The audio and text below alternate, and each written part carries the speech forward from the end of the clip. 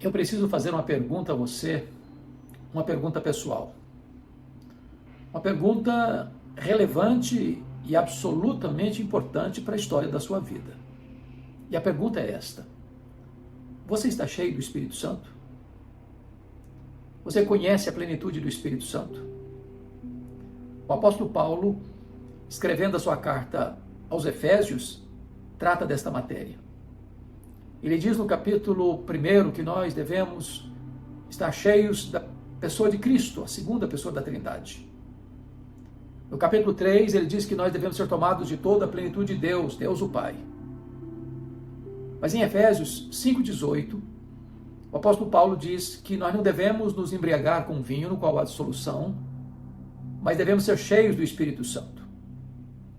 Portanto, podemos e devemos ser cheios do Pai, do Filho e do Espírito Santo. Mas a pergunta é: você está cheio do Espírito Santo? Esta é uma promessa de Deus. Deus derramaria do seu Espírito sobre toda a carne. E então, quando essa profecia se cumpriu, lá no Pentecostes, todos os que estavam reunidos no cenáculo ficaram cheios do Espírito Santo.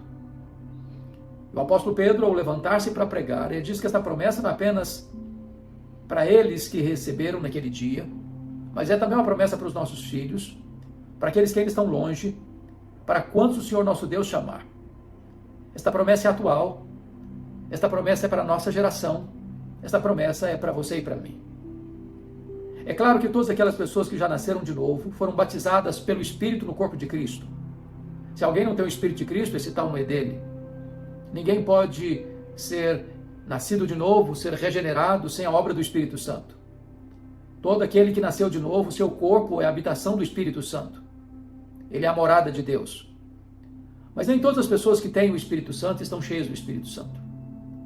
Uma coisa é ter o Espírito Santo presente, outra coisa é ter o Espírito Santo presidente.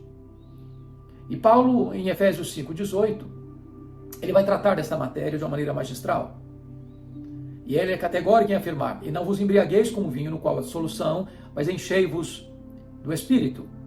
Há aqui duas ordens, uma negativa, outra positiva.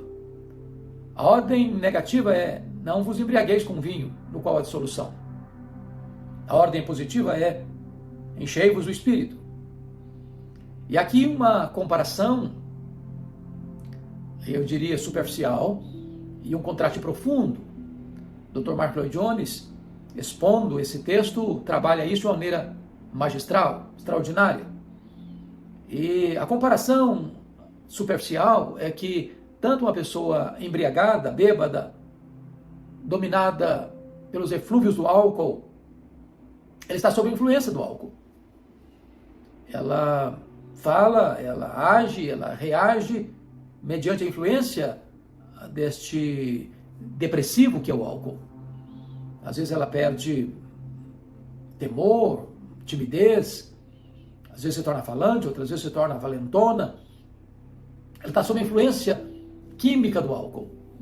Da mesma maneira, quando uma pessoa está cheia do Espírito Santo, ela está sob a influência da pessoa do Espírito Santo. O Espírito Santo é aquele que veio para estar para sempre conosco. Ele é o outro consolador. Ele é aquele que nos guia em toda a verdade. É aquele que está conosco e dentro de nós, intercedendo por nós com gemidos inexprimíveis. É o Consolador, que nunca nos abandona e nunca nos deixa. A Bíblia diz que ele é uma pessoa, não é uma energia, ele é uma pessoa que tem todos os atributos de Deus e realiza as obras de Deus.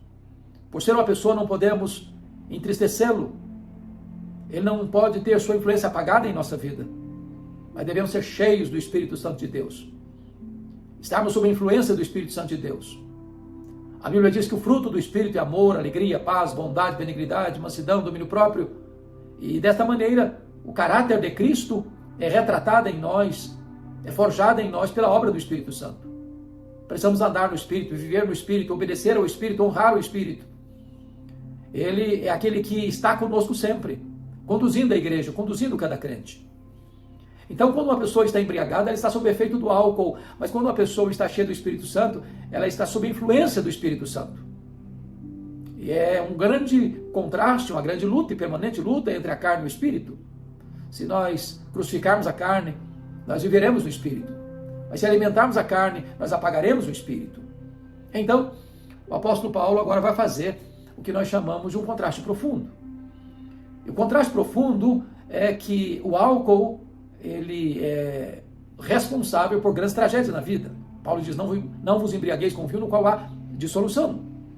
O álcool é um depressivo, é um ladrão de cérebros, responsável por 50% dos acidentes de trânsito, mais de 50% dos crimes passionais.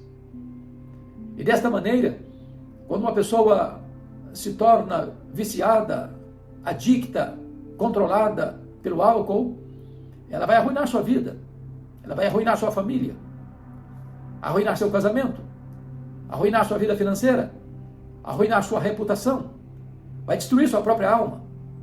O álcool tem esse poder terrível, não só o álcool, mas todas as drogas, né? A maconha, a cocaína, o crack, as anfetaminas, tudo aquilo que vem para tirar o siso, tirar a compreensão clara, a lucidez, a capacidade de raciocínio lógico. Então Paulo diz que a embriaguez vai levar as pessoas à dissolução, a uma vida de comprometimento dos valores morais. A pessoa vai perdendo o equilíbrio, a capacidade de pensar, de refletir, e ela vai destruindo a si mesma e destruindo as pessoas à sua volta. O álcool produz dissolução. Se o álcool ele produz dissolução, por outro lado, o Espírito Santo, quando ele domina a nossa vida, quando estamos cheios do Espírito, controlados pelo Espírito, dirigidos pelo Espírito, a nossa vida vai ter marcas bem precisas. E a primeira delas é que Paulo diz, nós vamos falar entre nós, com salmos, hinos e cânticos, ou seja, o Espírito Santo vai mudar a nossa linguagem, as nossas palavras. Não teremos mais palavras duras, não seremos mais fontes de intrigas, de querelas, de brigas, de contendas. Nossas palavras serão medicina para a alma, são palavras sábias, que edificam, que consolam, que constroem, que abençoam, que dão norte para a vida. Você pode saber se uma pessoa está cheia do Espírito Santo, se ela é uma pessoa cuja comunicação é abençoadora. Se quando ela chega o ambiente melhora. Se quando ela fala, ela pacifica os ânimos. Se ela é uma mensageira da paz, uma pacificadora. Mas em segundo lugar, uma pessoa cheia do Espírito Santo, o apóstolo Paulo diz que ele louva a Deus, ele exalta a Deus, ele glorifica a Deus, ele entoa louvores a Deus. Em outras palavras, a plenitude do Espírito Santo reverbera tanto na horizontalidade da vida quanto na verticalidade da vida. Em vez de murmuração, tem adoração. Em vez de lamento, reclamação, azedume com a vida, tem gratidão, adoração a Deus. E é tão importante você parar e refletir sobre isso, porque quantas pessoas que estão entupidas de mágoas, de ranço, de ressentimento, onde a vida perdeu a alegria, perdeu o sabor, onde as pessoas vivem murmurando o tempo todo, não são gratas a Deus, não adoram a Deus, não dão graças a Deus, pela vida que tem, pela saúde que tem, pelo corpo que tem, pela família que tem, pela casa que mora, pelo pão sobre a mesa, pelos amigos, pela igreja, pela salvação em Jesus. São tantos os motivos que você e eu temos para agradecer a Deus. E só quando o Espírito Santo está governando a nossa vida é que de fato nós vamos expressar essa adoração a Deus, porque é fruto do Espírito Santo, é consequência do controle e do domínio do Espírito Santo em nossa vida. Mas em terceiro lugar, Paulo vai dizer que a evidência de uma pessoa cheia do Espírito Santo é a gratidão em tudo, dando graças a Deus. A gratidão é a rainha das virtudes. Nós às vezes somos muito mais rápidos e céleres em reclamarmos, em murmurarmos, em nos descontentarmos com a vida ou com a providência divina. Mas onde tem gratidão, aí tem expressão da obra do Espírito Santo. Porque é Ele quem produz no nosso coração essa gratidão. Em tudo dando graças a Deus. Não apenas porque as coisas todas que acontecem conosco são coisas boas, mas por entendermos que todas as coisas cooperam para o bem daqueles que amam a Deus. De saber que Deus está construindo o caráter de Cristo em nós, seja através de coisas boas ou de coisas ruins, de alegrias e de dores, de tristezas, de saúde, de enfermidade, de prosperidade, de adversidade, mas em todas essas coisas vamos sendo forjados, vamos sendo equipados, vamos sendo instruídos e formados, transformados à imagem do Senhor Jesus Cristo pela obra do Espírito Santo em nós. Então, tem gratidão, não murmuração. Mesmo que você não entenda, mesmo que você não saiba, tudo quanto Deus está fazendo na sua vida, Ele está trabalhando por você e não contra você. Mas ainda, o apóstolo Paulo vai dizer que uma evidência de que você está cheio do Espírito Santo, em vez de embriaguez conduzir a dissolução, a plenitude vai te levar também a um espírito de humildade e de serviço, servindo uns aos outros no temor de Cristo. Quando você vê uma pessoa egoísta, narcisista, que pensa que ela é o centro do universo, que acha que todos precisam estar servindo a ela e não ela servindo a todos, quando ela acha que ela precisa dos holofotes da fama, as ribaltas, as luzes da ribalta, do prestígio humano, e ela quer só ser servida e não servir, é porque esta pessoa não está cheia do Espírito Santo. Quem está cheio do Espírito Santo não busca holofotes, busca plataforma de serviço. Não procura grandeza para si, procura estender a mão para socorrer o necessitado. Não acumula com avareza, mas distribui com generosidade. Quando você serve, você se assemelha a Cristo, porque Ele, sendo mestre e o Senhor, veio para servir e não para ser servido. Então você pode identificar uma pessoa cheia do Espírito Santo pela sua comunicação, pela sua adoração, pela sua gratidão e pelo seu serviço. Mas esse texto, notem comigo, Paulo diz assim: e não vos embriagueis com vinho, no qual há dissolução, mas enchei-vos do Espírito. Este verbo, enchei-vos, está no modo imperativo.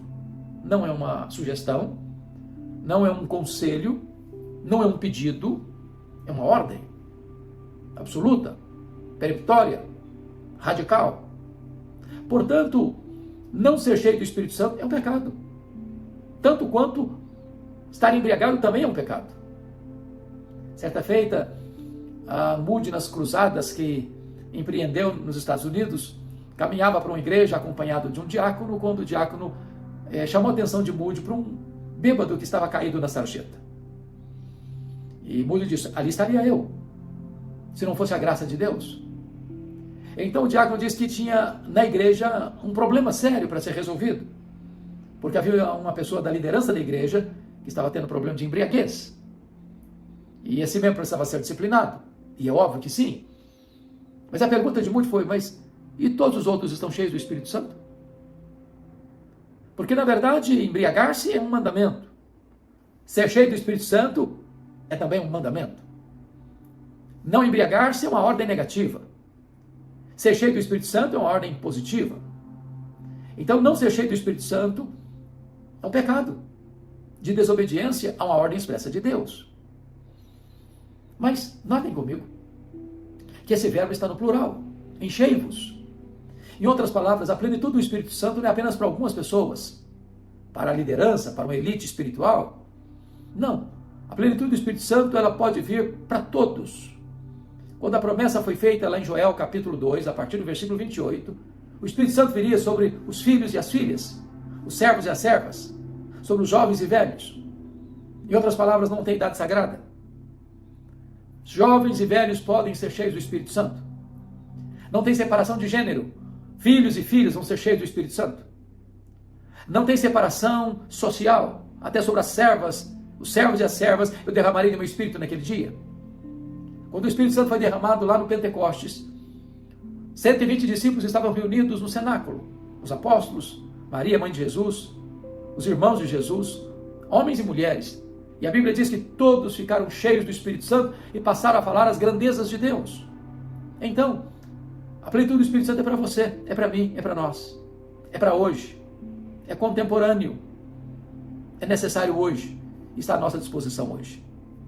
Mas há uma terceira verdade nesse verbo. Está numa voz passiva. Em outras palavras, a ideia é que nós não somos o agente da plenitude do Espírito Santo. Nós recebemos a plenitude do Espírito Santo. De tal maneira que eu não posso produzir a minha própria plenitude. Eu não tenho a agenda do Espírito Santo. Eu não sou o executivo do Espírito Santo. Eu não ordeno ao Espírito Santo. É Ele quem comanda, é Ele quem manda. É a ideia lá de 2 Reis, capítulo 4. Enquanto houver vasilhas vazias, há azeite para jorrar. Não há limitação em Deus. Deus tem mais, muito mais, infinitamente mais para nós.